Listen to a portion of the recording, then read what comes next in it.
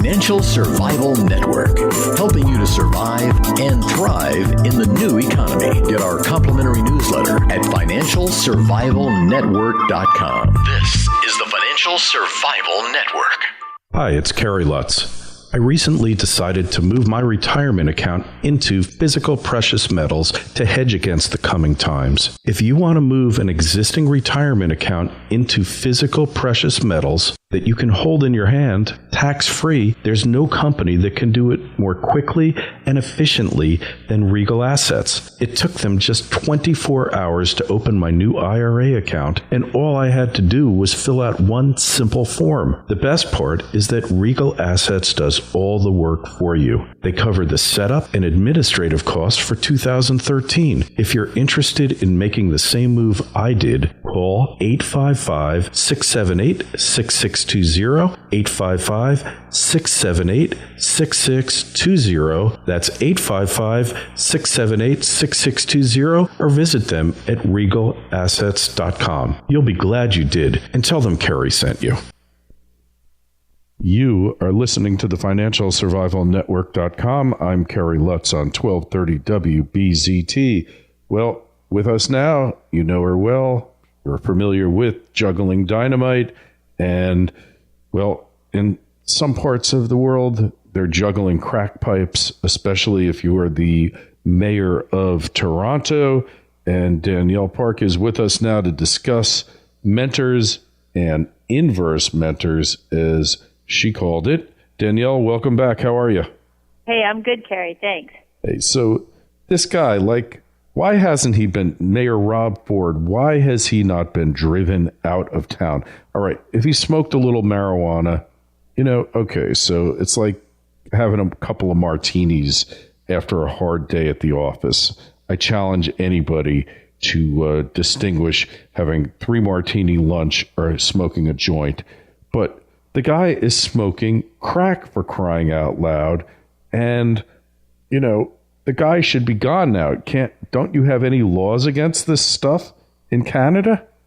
Well, it's interesting because there's all these moral judgments that people are using to either say that he should be gone or defend that we all do this sort of thing. And I take exception to that because we don't all smoke crack. We don't all come into our place of employment, smashed in the middle of the night and bring in extra people, consort with known criminals. I mean, we don't all do that. And he's trying to say in his latest, tirade on the CBC last night to Peter Mansbridge, he's trying to say, listen, who's perfect? Who can throw stones? It's like, no, just a minute. You're an elected official. You're there to uphold the law, and you've broken the law in a flagrant way that is widely known all over the world, and we're supposed to just condone and say it's fine, carry on as normal. This is what happens in a society, I think, where the leaders have become so fungible and so unprincipled in many different facets of our society in the last few years. And, this whole obsession with reality television, I think that this has gone some way in lowering everyone's sort of sense of intolerance for this stuff. Because, as he was trying to say, lots of people do this stuff, basically that's kind of when you see bad behavior presented in TV shows, whether it's Breaking Bad or whatever one, so Sopranos, I guess, arguably started it with the glorification of the mafia or whatever. But basically, whenever you have this kind of stuff in the mainstream, people start to either use it in one of two ways, I think. One is to say, well, those are, bad choices and destructive behaviors, and therefore we shouldn't do that. But I think what's become more common is to look at it and say, see, they're nice guys. They make bad calls, they make bad judgments, and sure they're dishonest, and sure they're breaking the law, but they're likable fellas. And so we shouldn't really come down on them too hard. And I'm afraid that because of that, we've all, sort of got this widespread chaos now in our institutions and leadership, whether it's in governments, whether it's in families, whether it's in businesses. And so I asked the question, is this going to go full circle back to us having some shows or interest in, quote, normal, hard-working, decent people, or are we just now forevermore down the pooper of, celebrating these anti-heroes? I don't know. Didn't he also hit some woman or something? This guy is like out of control here. He needs to be let out. There's been a lot of allegations, and police called to the home, domestic problems that involve the police. There's been allegations of inappropriate sexual overtures made to people in his office. I mean, there's a whole bunch of stuff here, and obviously none of it's been put through the legal process yet. But another thing, here's the other thing that I've maintained over the years, that when you're asked in your professional capacity or as an agent of law and order, which a mayor, for example, is, when you're asked in your official capacity for the truth, for a truthful answer about did you or did you not do this, and you lie repeatedly, then I believe that in itself is grounds for the public to say you are not trustworthy. Therefore, we cannot trust you to run our major city and a huge budget that's full of a million different decisions every day and judgments that must be made. You have exhibited, bad judgment, and you are not a trustworthy person. That goes back to, when Bill Clinton was under oath. It was not the affair with Monica Lewinsky that offended me. It was the lying under oath as a lawyer that he was continually doing, which is just, so if we don't hold anybody to any standards, we just get, a bunch of junk everywhere. And I think that's really eroded the tolerance and sense of duty and principle in our society. And then we shouldn't be shocked that it's like through all levels of everything, because people look at the leaders and go, see, they're doing it, so why shouldn't I do it? And there's this trickle-down effect. Yeah, well, it's really distressing here, and I just can't believe the guy is still there.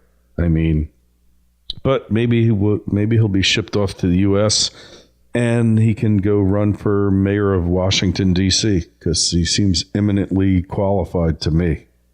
Well, last night he was saying he's got himself a personal trainer, Kerry. Yeah. He says he's going to drop 30 pounds, and he's going to come back in fine fighting form by the new year to run for the new election. He wants to be reelected. He also said he'd like to be the Prime Minister of Canada, Kerry.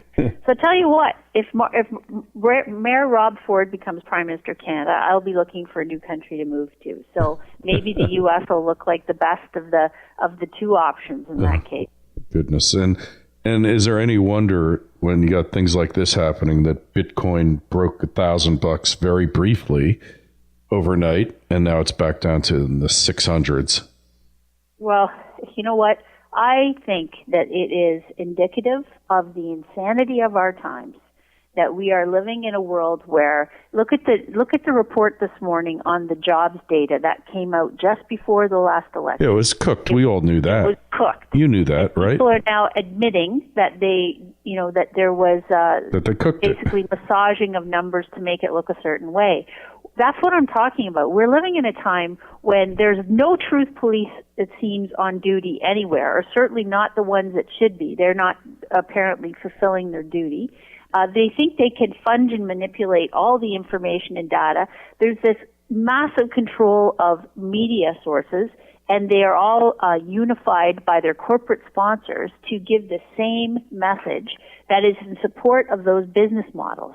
And, that's why you can find people all day long, for example, right now on business media, who will talk about what wonderful investment opportunities there are with stocks at the all-time highs ever in human history, but for 1929.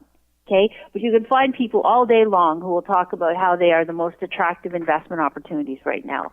All the ones that are selling the risk and product and making huge profits off of the gullible public being sucked in once more to the third stock market bubble in the last 13 years. And I know Bitcoin, you can make your arguments for it. I believe it is indicative of this same trend where people are basically bamboozled with baloney and told, listen, here, you give us your cash and we'll give you this. And what this is a big question mark. What is this? It's a worthless piece of paper, or it's a worthless entry in a ledger somewhere on the internet. I mean, at the end of the day, we have to go back to figuring out what it is that real people need to exist and to make their life better. And we have to focus on developing those things and stop all this focus on the shiny bits, the minutiae and the nonsense, which is getting us nowhere fast. Yeah, that's for sure. I mean, there's been no real growth in the world economy, regardless what those numbers are. And really, when you look at the unemployment numbers that came out in the run-up to the election, everybody knew they were cooked. And it's just emblematic, Danielle, of every economic statistic out there. They're all cooked. Well, it's funny because it makes you, I'm not a innately cynical person. I have hope for the future. I am optimistic about many things. So you don't want to be the kind of person that's like, tin hats and hiding under the stairs and thinking everyone's out to get you. Of course not. And I resist that tendency because I think that can be extremely counterproductive. But when you look at people that are supposed to be the mainstream providers of information, as an example, or of unbiased data, they're supposed to be reporting things that can be counted and reported in objective ways.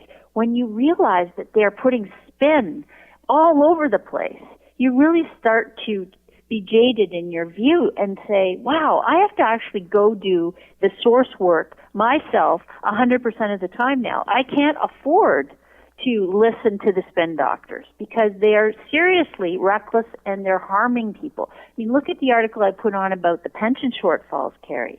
This is another classic example.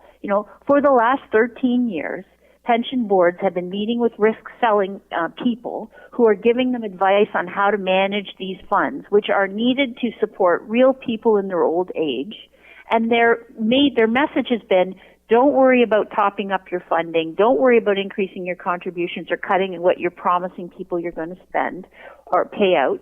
We'll solve it all through this, prestidigitation of magical stuff, these entries on this page that are at, who cares what price they're at? It'll all go up over time is the logic. And so they get all these pension funds bailing into these ridiculous approaches that never will work out, tons of risk, very little prospects of success. And the bankers are making off out the back with billions of dollars in fees. And every so often we come up to a review and they say, oh my goodness, we have an even bigger deficit now than we had the last time we met. And the bankers say, don't worry. No, don't worry. Don't look at it that way. That's so short-sighted. Look at it long term. Well, the longer they go out on this thing, Kerry, the bigger these holes are getting. And the national debt now of these municipal pension funds is between $8 billion and $4 trillion total, depending on which plans you're looking at. So it's just an incredibly huge hole. And the more people turn a blind eye, the more they put faith in false prophets, the more this hole is going the wrong way. And we'll never recover until people want to see the truth, I'm afraid. And that's what it comes down to, Danielle, is they can't handle the truth. You can't handle the truth.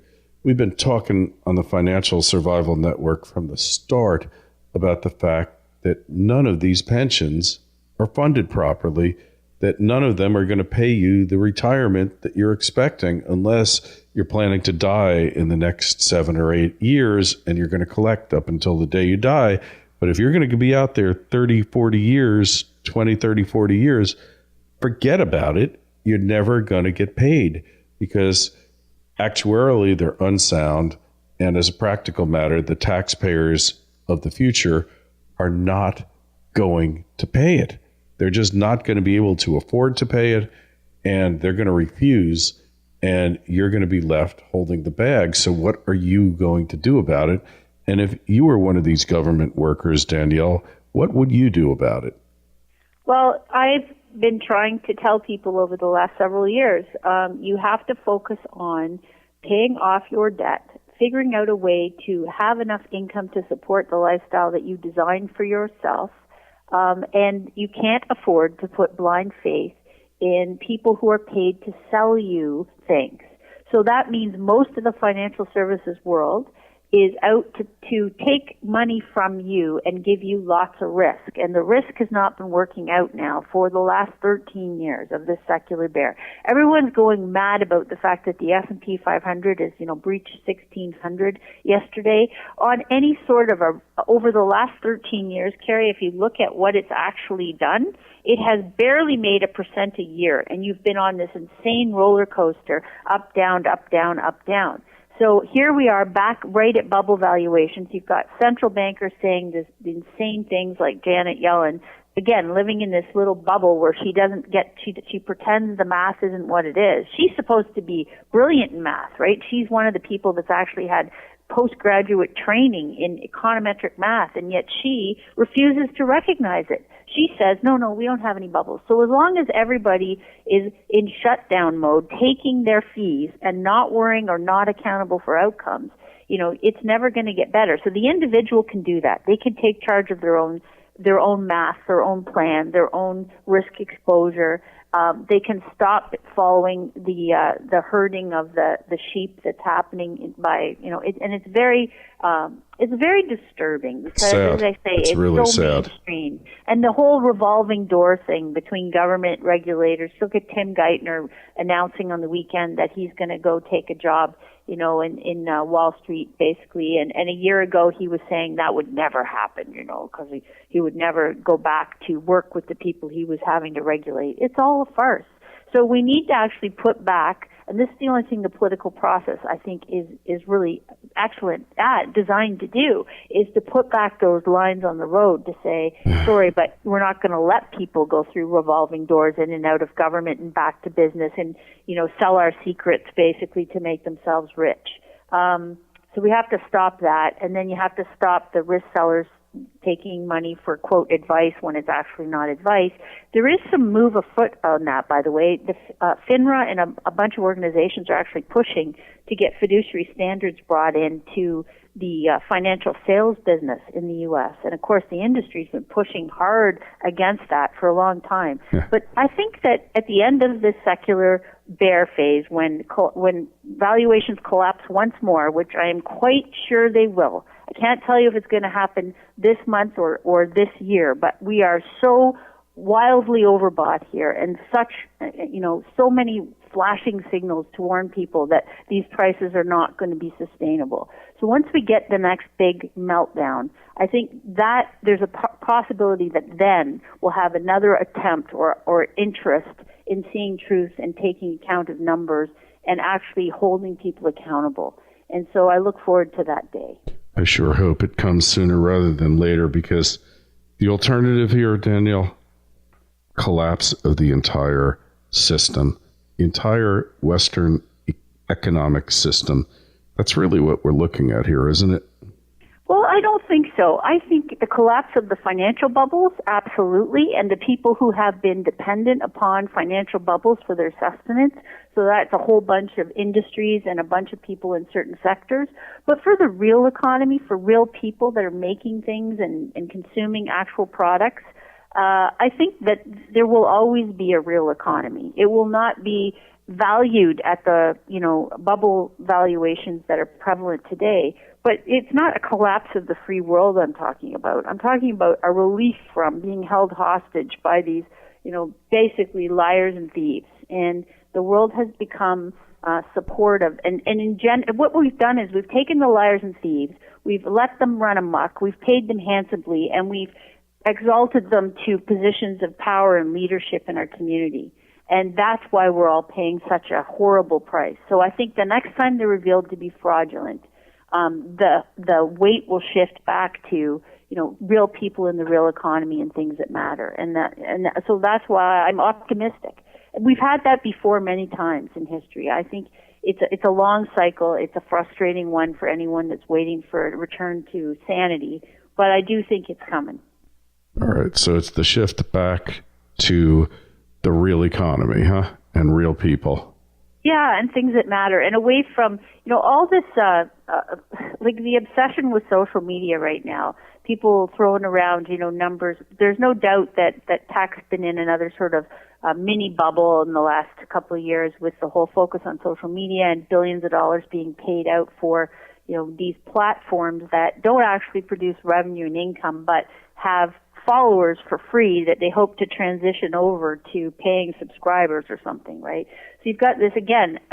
It's not that there's no value in the technology, but it's the content and connectivity that will matter. It's not the clicks and the, worthless flash of this and that. It's how do real people use that in furthering life, in furthering their business, in furthering their family connections, understanding communication in the world. That's what matters, not, all the silly stuff that goes on. And I think, the fact that these things are being valued at billions of dollars today, just, again, another reflection of how much weight we're putting on the things that don't really matter and how much we're missing the stuff that does.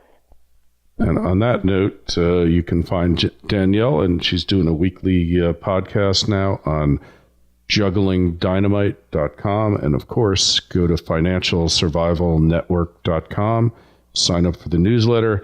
Danielle, we'll talk to you in a couple of weeks, and thanks for that inspiring, uplifting discussion, because it's going to happen. It's just a question of when. All right, Kerry. May the force be with you. You too. Bye. Bye. Our friend Tom Dyson at the Palm Beach Letter is giving away free copies of a really cool report he put together called How to Protect Yourself from America's New Secret Police. Inside, you'll learn all sorts of simple, everyday tricks you can use to make yourself a little less visible and vulnerable to scammers, hackers, and even the federal government. For instance, inside Tom's report, you'll learn which free internet email service never to use. This company doesn't care if your account gets hacked or not. Or things the government must tell you if they request your social security number. And how to spot skimmers lying in wait on ATMs and gas pumps, and much, much more. These tricks and secrets are low-hanging fruit ideas. You don't have to invest time or much money into them. Most are free. But by taking some basic measures, you can make your privacy much harder to invade than your neighbors. Tom's report is available for a limited time to listeners who take a trial subscription to his newsletter. Just visit the Financial Survival Network homepage for more information, or go to www.palmbeachletter2.com. That's www.palmbeachletter2.com. The Financial Survival Network, helping you to survive and thrive in the new economy. Get our complimentary newsletter at financialsurvivalnetwork.com. This is the Financial Survival Network.